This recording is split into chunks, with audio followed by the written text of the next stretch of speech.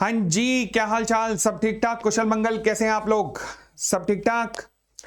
चलिए, बहुत बहुत स्वागत है आपका सीओसी के इस यूट्यूब चैनल पर, जहां पर हमने पिछले हफ्ते से एक सीरीज शुरू की थी जिसका नाम है कॉर्पोरेट अपडेट या कॉर्पोरेट नॉलेज, जहां पर हम सभी सीएमए या फिर सीए करने वाले बच्चों की नॉलेज को अपडेट करने का काम करते हैं।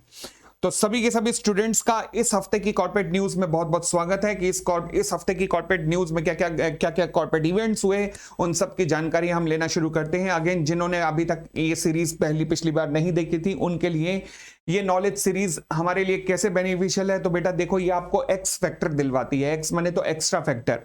सीएमए सभी बन जाएंगे, सीएमए सभी बन जाएंगे, सीए भी सभी बन जाएंगे, मगर उसके बाद किसी का पैकेज 4 लाख होगा तो किसी का 40 लाख। वो जो 4 और 40 के बीच में फर्क होता है वो है एक्स्ट्रा फैक्टर।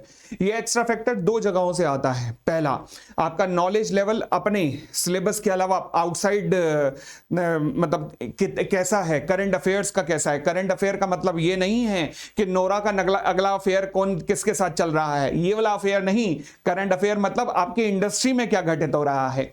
और दूसरा, कम्युनिकेशन स्किल। कम्युनिकेशन स्किल पे तो आपको अपने कॉन्फिडेंस लेवल पे आपको काम करना पड़ेगा, उसे बढ़ाना पड़ेगा, मगर जो कर्तव्य है आपके नॉलेज को अपडेट करने का, वो हम सीओसी के थ्रू आपके साथ कर रहे हैं। तो इसी प्रक्रिया में आइए हम इस हफ्ते की कॉर्पोरेट न्यूज को डिस्कस करना शुरू करते हैं, जिसमें इस बार पहली न्यूज है रिलायंस को लेकर। चलिए जी, क्या न्यूज है देखना शुरू करते हैं, देखना शुरू करते हैं। चलो जी, चलो जी, दिखाओ जी, दिखाओ। ये रहा, दिखाओ जी। लो जी, सबसे पहली न्यूज है हमारे पास रिलायंस कैपिटल को लेकर। भाई साहब, ये रिलायंस कैपिटल तो मैं क्या कहूं, एक ये बीरबल की खिचड़ी हो गई है। आपकी इंफॉर्मेशन के लिए बता दूं कि रिलायंस कैपिटल इंसॉल्वेंसी में है, जहां इंसॉल्वेंसी में इसके लिए बिडर इनवाइट किए गए। अब बिडर जब इनवाइट किए गए तो सबसे हाईएस्ट बिड जो लगाई थी वो लगाई थी टोरेंट ग्रुप ने, सॉरी। अब टोरेंट ग्रुप ने जब बिड लगाई तो बिड की प्रोसेस बंद हुई। उसके बाद हिंदुजा ग्रुप ने अपनी बिड लगा दी और वो बिड टोरेंट से भी ऊपर थी। मैं पिछली कॉर्पोरेट न्यूज में इस सीरीज को बता चुका हूं, इस घटना को बता चुका हूं। तो हुआ क्या कि टोरेंट के बाद हिंदुजा की जो बिड आई थी वो ऑक्शन खत्म होने के बाद आई थी, बट कमिटी ऑफ क्रेडिटर को आया। उन्होंने कहा भाई कमाल हो गई, पैसा तो ज्यादा मिल रहा है, बिड बेशक बाद में आएगी, पैसा तो ज्यादा मिल रहा है। उन्होंने कहा हमें तो हिंदुजा के साथ जाना है। बट वहां पे टोरेंट का कहना था भाई कानून नाम की कोई चीज है कि नहीं। जब बिड की एक प्रोसेस होती है, वो प्रोसेस हो गई खत्म, उसके बाद जब बिड आ रही है तो उसे एक्सेप्ट कैसे किया जा सकता है। नहीं, कमिटी ऑफ क्रेडिटर ने कहा हमें तो उसी के साथ जाना है भैया, हम तो क्योंकि हमें पैसा ज्यादा मिल रहा है। और इंसॉल्वेंसी में चलती किसकी, कमिटी ऑफ क्रेडिटर की। तो ले देकर मामला सुप्रीम कोर्ट में पहुंचा। अब इस पूरी प्रोसेस में रिलायंस का जो टेक ओवर था, रिलायंस का मतलब रिलायंस कैपिटल का, अनिल अंबानी ग्रुप की कंपनी है, वो डिले होता जा रहा था, होता जा रहा था और होता भी जा रहा है। Lenders of debt-ridden Reliance Capital may consider extending the deadline for completing the resolution process till 30th May। यानी कि अब लेंडर सोच रहे हैं कि दोबारा से एक सेकंड बिडिंग ऑर्गेनाइज की जाए, जहां हिंदुजा भी आ जाए, हिंदुजा वाला ग्रुप भी आ जाए और टोरेंट ग्रुप भी आ जाए। सबको मौका दिया जाए, दोबारा से बिड सबमिट करो, देखते हैं फिर कौन सी हाईएस्ट बिड आती है। तो इस चक्कर में प्रोसेस डिले हुई जा रही है, हुई जा रही है, हुई जा रही है। अब ऐसा हो रहा है ना कि दो नाव पे सवार होने वाला कहीं ऐसा ना हो नीचे ही गिर जाए। और मुझे यही डर है कि कहीं टोरेंट ग्रुप भी हाथ पीछे खींच ले और हिंदुजा ग्रुप का चलो जी मैं भी हाथ पीछे खींच रहा हूं। मुझे इसी का डर है, जितना ये डिले कर रहे हैं। अंदर की सेटलमेंट कुछ और हो तो पता नहीं, बट आने वाले समय में क्या होगा मैं अपडेट आपको करता रहूंगा कि हिंदुजा लेके जाते हैं या टोरेंट ग्रुप लेके जाते हैं। तो ये इस हफ्ते की पहली न्यूज थी दोस्तों। अब हम आते हैं इस हफ्ते की अगली न्यूज पर। एंजल ब्रोकिंग, आप में से कईयों का अकाउंट हो सकता है। एंजल ब्रोकिंग के अंदर डीमैट अकाउंट हो सकता है, क्योंकि आज के डेट में इंडिया में सबसे ज्यादा डीमैट अकाउंट शायद इन्हीं के पास है। मेजर कॉर्पोरेट गवर्नेंस इशू आया है। अब क्या ये बहुत सीरियस है सर, डीमैट अकाउंट बंद करवा दें? ना भाई ना, बिल्कुल बंद करवाने की जरूरत नहीं है, ऐसा कोई इशू नहीं है। बट यस, कॉर्पोरेट गवर्नेंस तो कॉर्पोरेट गवर्नेंस है, जिसका ध्यान रखा जाना चाहिए था।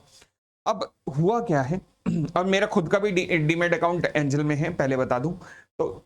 मगर एज सच कोई बहुत बड़ी प्रॉब्लम नहीं है कि मैं कहूं कि डीमेट ही बंद करवा दो, ना ना ना, ऐसा कोई दिक्कत नहीं है। बट इन्हें डांट लगी है, छोटी सी डांट लगी है, छोटी सी, ध्यान रखना, वर्ड छोटी पे ध्यान रखना। The allegation about the Angel One's poor supervisory and compliance practice regarding the authorized person, NSE lets the broker off with a warning. अब हुआ क्या है ये जो supervisory and compliance practice regarding the authorise persons, ये authorise persons कौन होते हैं? आपने देखा होगा आपके गली मोहल्ले में कई बार टर्मिनल बने होते हैं, वो टर्मिनल पे लोग बैठ के ट्रेडिंग कर रहे होते हैं। आप में आपके पड़ोसी भी शायद वहीं बैठ के ट्रेडिंग करते होंगे। तो ये जो ट्रेडिंग के टर्मिनल बने होते हैं ना, they are called authorise person. ऐसे ही एंजल ब्रोकिंग भी अपनी फ्रेंचाइजीज बांटता है, ट्रेडिंग टर्मिनल बांटता है कि हाँ जी आप हमारे लिए ऑफिस खोलिए अपना, वहां लोगों को बुलाइए और स्टाफ इकट्ठा कीजिए और ट्रेडिंग टर्मिनल शुरू कर दीजिए। This is called authorise person. तो हुआ क्या कि एंजल ब्रोकिंग ऑथराइज पर्सन के थ्रू जो ऑर्डर्स आ रहे थे उनका प्रॉपर रिकॉर्ड मेंटेन नहीं कर रहा था एंजल ब्रोकिंग। अब ये गलती एनएसई ने पकड़ी है, जिस पे इसे फटकार लगाई है कि आप शेयर की ट्रेडिंग कर रहे हो, आपके ऑथराइज पर्सन आपके अंडर काम करते हैं, but whatever the transaction taking place through the authorized person, you yourself you are not maintaining the proper account with regard to those transactions. लेक्यूना तो सीरियस है, बट अभी एनएसई ने वार्निंग देके tata bye bye कर दिया है।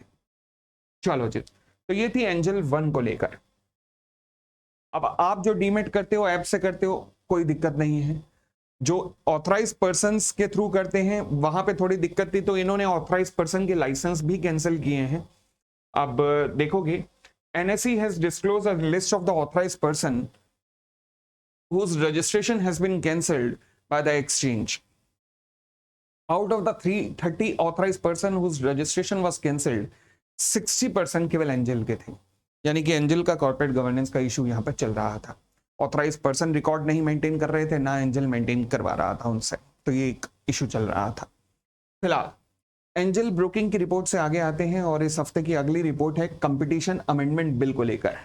मैंने पिछले हफ्ते भी आपको कंपटीशन अमेंडमेंट बिल के बारे में बताया था कि भारत में कंपटीशन अमेंडमेंट बिल पास हो गया है, और इस बार जो ये जो कंपटीशन अमेंडमेंट बिल है इसके क्लॉज पे बहुत भारी चर्चा हो रही है। चर्चा क्यों हो रही है उसका भी विषय में बता देता हूं। एक्चुअल में हमारा कंपटीशन एक्ट कहता है कि देखो देश में कंपटीशन होना चाहिए, किसी की मोनोपोली नहीं होना चाहिए, किसी एक की मोनोपोली नहीं होनी चाहिए, कंपटीशन होना चाहिए। और अगर कोई व्यक्ति मोनोपोली क्रिएट करने की कोशिश करता है जिससे कि कस्टमर का नुकसान होता है, तो फिर उस व्यक्ति के ऊपर पेनल्टी लगाई जाएगी, कितना 10% ऑफ टर्नओवर। ये हमारा कंपटीशन एक्ट कहता है। व्हेन आई से टर्नओवर, तो टर्नओवर का मतलब क्या है? फॉर एग्जांपल, अगर मान लीजिए कंपनी ए लिमिटेड सीमेंट में भी है प्लस गारमेंट्स में भी है, सीमेंट के अंदर उसकी मोनोपोली है, तो सीमेंट इंडस्ट्री की केवल टर्नओवर ली जाएगी, रेलेवेंट टर्नओवर ली जाएगी। ये सुप्रीम कोर्ट ने डिफाइन किया था एक्सेल इंडस्ट्रीज के केस में कि रेलेवेंट टर्नओवर ली जाएगी, मतलब सीमेंट इंडस्ट्री की टर्नओवर लो और उसके ऊपर 10% की पेनल्टी लगा दो। अब जो कंपटीशन अमेंडमेंट बिल जो पास हो गया है एंड लोकसभा के द्वारा, उसमें बड़ा घातक एक प्रोविजन है, मैं कहूंगा। वो घातक कैसे है? उसमें कहा है, ये एक्सेल क्रॉप केयर का केस था जो सुप्रीम कोर्ट ने जजमेंट लिया था कि मुझे रेलेवेंट टर्नओवर लेनी है। बट अब जो नया कानून पास हुआ है इसमें बड़ा ही अजीब एक क्लॉज डाल दिया है। वो कहते हैं कि the most crucial change that the government has proposed is to increase the methodology for imposing the penalty on the enterprise that engage in any such act that contravene the provision of the law. अब penalty कितनी है? 10% of the global turnover भी include होगी। अभी तो कहते थे cement India में मोनोपोली की है, तो सीमेंट की जो इंडिया में टर्नओवर है हम उस पर 10% लगा देते थे। अब वो कहता पूरी ग्लोबल टर्नओवर, ग्लोबल टर्नओवर, विदेशों में भी अगर आपने कुछ गड़बड़ किया तो वो भी इंक्लूड हो जाएगी। यस, अब इससे तो बहुत ही बड़ी पेनल्टी आएगी। अभी रिसेंटली कंपटीशन कमीशन ने पेनल्टी लगाई थी किनके ऊपर? मारुति और ह्यूंडई, इनके ऊपर पेनल्टी लगी थी। नियर अबाउट 2500 करोड़ की पेनल्टी एक लगी थी। वो केवल रेलेवेंट पोर्शन लिया था इंडियन टर्नओवर का, जिसमें से 1500 करोड़ के करीब की पेनल्टी केवल मारुति के ऊपर लगी थी। अब तुम मारुति की इंटरनेशनल टर्नओवर भी लोगे तो ये पेनल्टी तो 10-15 हजार करोड़ में पहुंच जाएगी मारुति की। भाई क्या कर रहे हो तुम? बट अमेंडमेंट तो ऐसे ही है। तो फिलहाल जब तक अभी पूरी तरह से एक्ट नहीं बना है, तो जब भी बनेगा तब तक क्या चेंज होगा वो देखने वाली बात है। बट चर्चा काफी गर्म है इस पे कि भैया ये अमेंडमेंट तो बड़ी अजीब है, क्योंकि एक बार किसी कंपनी पे पेनल्टी लग गई तो वो तो बेचारी कई सालों का प्रॉफिट ले उड़ेगी लग रहा वो तो। फिर तो क्या करने जा रहे हो ये। चलो खैर आगे देखते। 10% पेनल्टी है यार, बहुत ज्यादा है। अगली खबर आती है, हाँ, यूपी में फ्लैट लेने वालों के लिए।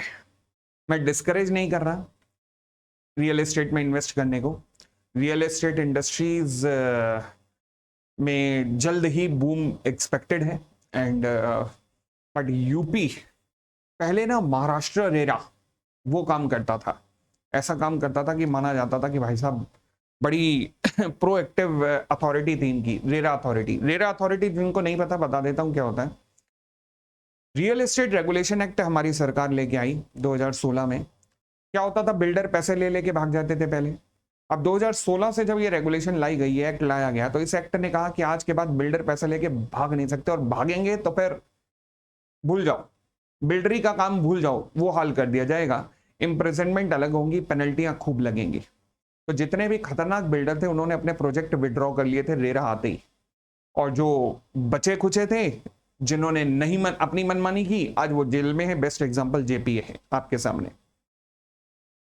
यूपी गवर्नमेंट, योगी सरकार है भाई, इन्होंने पेच टाइट कर दिया है बहुत जबरदस्त बिल्डरों के ऊपर। अब हुआ क्या है, जो भी यूपी में प्रॉपर्टी परचेज करने जा रहे हैं, एक बात ध्यान रखिएगा। रिसेंटली क्या हुआ कि रियल एस्टेट डेवलपर्स की एक मीटिंग बुलाई गई जो कि नॉन कंप्लायंस कर रहे थे। 51 में से 41 लोग उस मीटिंग में भी नहीं आए। आदतें बिगड़ी हुई है ना इन्हें, अभी लग रहा है योगी का डंडा लगा नहीं है। बट फिलहाल अब इनके खिलाफ एक्शन लिया जा रहा है, इनके ऊपर पेनल्टीज इंपोज करने की बात की जा रही है, और इनके ऊपर इम्प्रिजनमेंट की भी बात हो रही है। इनको इम्प्रिजनमेंट भी हो सकता है। ये लिस्ट आपको गूगल से मिल जाएगी कि कौन कौन से ऐसे 41 थे। अगर आप इन्वेस्टमेंट का प्लान कर रहे हैं, यूपी के अंदर ही कर रहे हैं, तो ये 41 डेवलपर की जरा लिस्ट देख लीजिएगा एक बार।